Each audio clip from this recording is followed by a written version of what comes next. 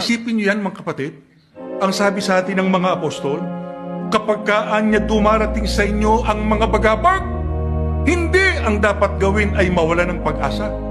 Hindi ang dapat gawin ay umurong, o kaya ay tumalikod, o kaya ay bumitiw. Anong sabi sa atin ni Apostol Santiago?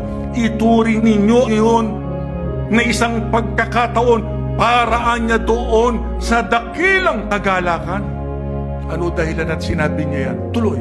Sapagkat kapag ang inyong pananampalataya ay sinusubok, Tuloy.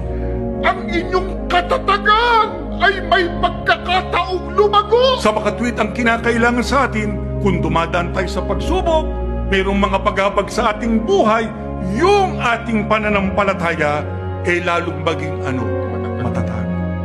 Hindi lang matatag, kundi lalo raw lumalago. Hindi kinakailangan sa isang tunay na iglesia ni Kristo nawawalan siya ng pananampalataya, nawawalan siya ng pag-asa, tumitigil siya, humihinto siya, o kaya ay sumusuko, kundi lalong itinataguyod niya yung kanyang sagutin sa Diyos.